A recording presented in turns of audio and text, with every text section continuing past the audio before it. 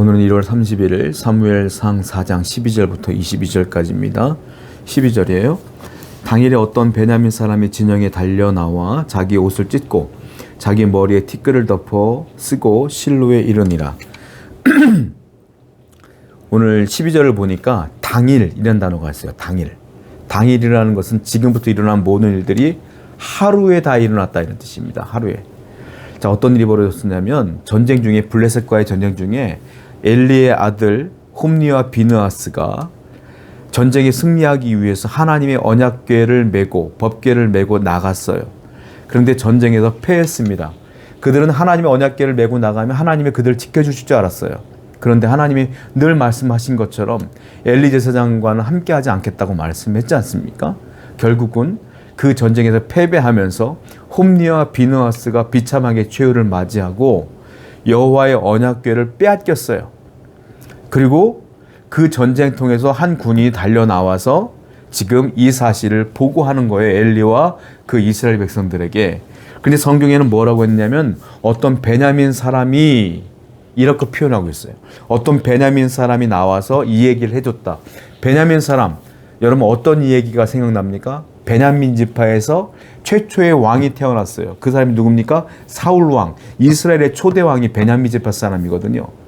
그런데 굳이 군인이란 말 쓰지 않고 베냐민 지파 사람이라고 이렇게 표현했다는 것은 무슨 말이냐면 이제 베냐민 지파의 왕권은 끝났고 새 시대가 돌아왔으며 하나님께서 이루실 하나님의 사람, 하나님의 백성이 왕이 될 것이고 그 후손 가운데 진정한 왕 예수 그리스도가 탄생될 것이다 라는 것들을 이미 예언하고 있는 것이다. 하나님께서 유다 지파 가운데 다윗이 낳고 그 다윗의 후손 가운데에 예수님이 이 땅에 오실 것을 이미 예언했잖아요. 그 예언이 이제 하나하나 이루어가고 있음을 말씀하고 있는 것이다. 하나님은 말씀하신 걸 반드시 이루십니다. 엘리와 엘리 제사장 그리고 그 아들들에게 분명히 말씀하신 심판 오늘 분명히 이루어지고 있는 것처럼 그리고 이미 말씀하신 것처럼 다윗의 후손 가운데 예수님이 오실 것을 예언하신 것처럼 그것도 이루시는 것이죠. 하나님은 반드시 이루셔요. 당신의 언약과 약속과 말씀은 이루셔요.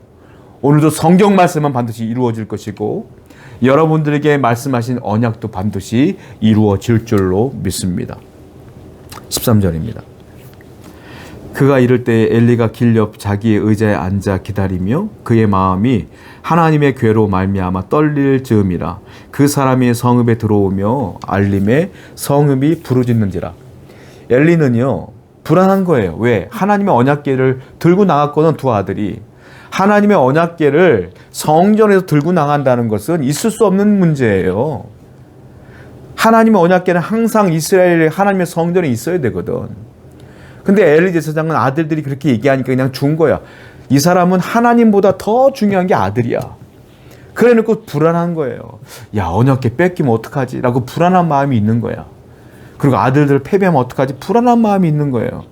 그러면 어떻게 해야 돼요, 여러분? 제사장이라면 그런 불안한 마음이 있으면 어떻게 해야 돼요, 여러분? 기도해야죠, 기도. 하나님께 기도해야 될 거 아닙니까? 그런데 이 사람은 영적으로 이미 메말라 있는 사람이고 하나님 말씀을 듣지 못한 지 오래된 사람이야.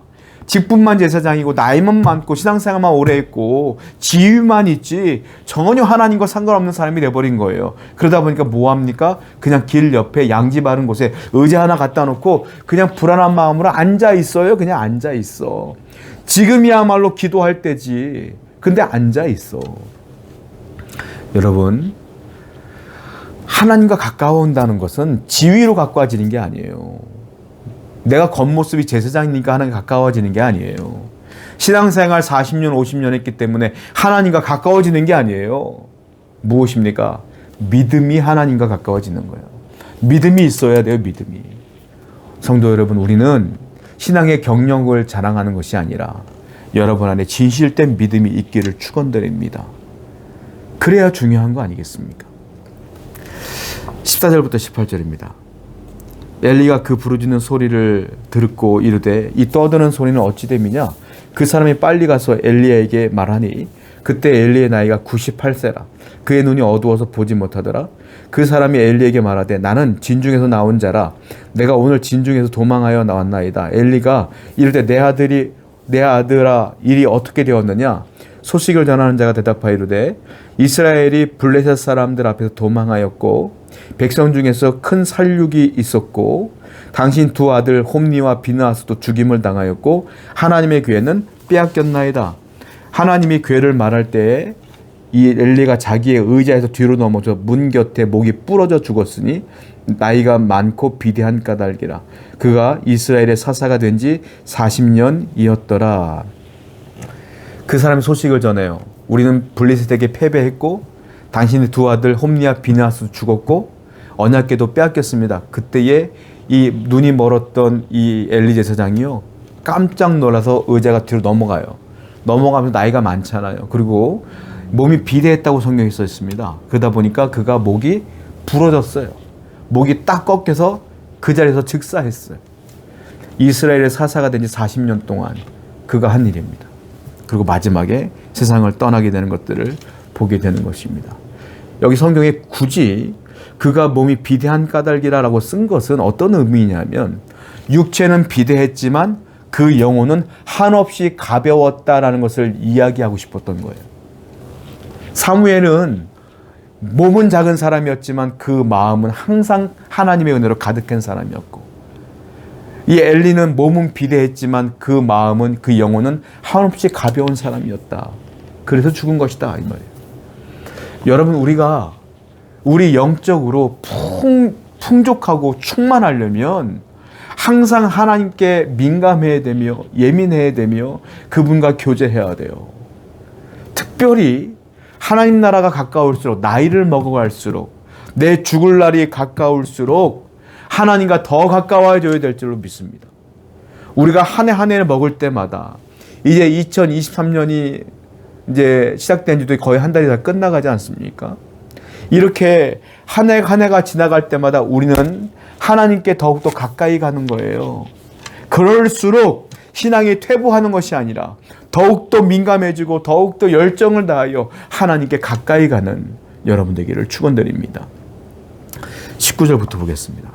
그의 며느리인 비느하스의 아내가 임신하여 해산할 때가 가까웠더니 하나님의 궤를 빼앗긴 것과 그의 시아버지와 남편이 죽은 소식을 듣고 갑자기 아파서 몸을 굽으려 해산하고 죽어갈 때 곁에 서 있던 여인들이 그에게 이르되 두려워하지 말라. 네가 아들을 낳았다 하되 그가 대답하지도 아니하며 관념하지도 아니하고 이르기를 영광이 이스라엘에서 떠났다 하고 아이 이름을 이가봇이라 하였으니 하나님의 궤가 빼앗겼고 그의 시아버지와 남편이 죽었기 때문이라. 자, 그때 어떤 일이 있었느냐 하면 비느하스의 아내, 즉 엘리의 며느리입니다. 둘째 아들 비느하스의 아내가 임신을 한 상태에서 출산하는 날이었던 거예요, 그날이.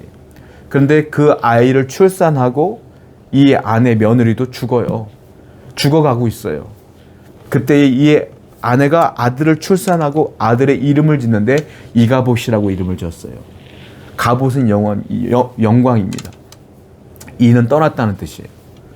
이가봇, 하나님의 영광이 떠났다 이런 뜻이에요.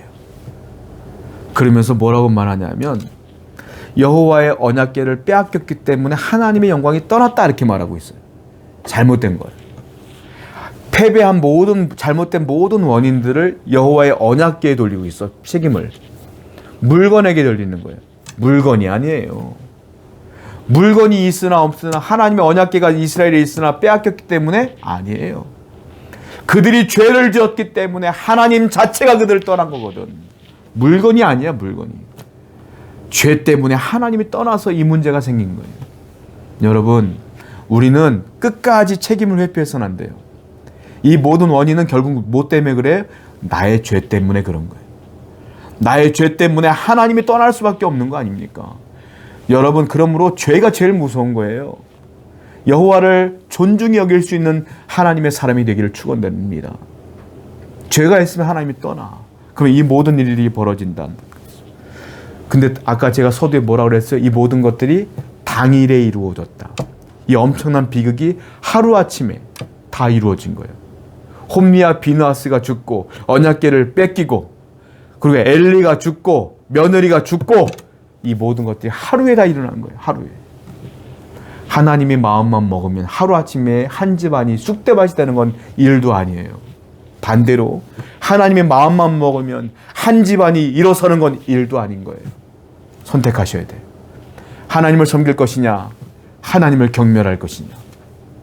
결과는 뻔하지 않습니까?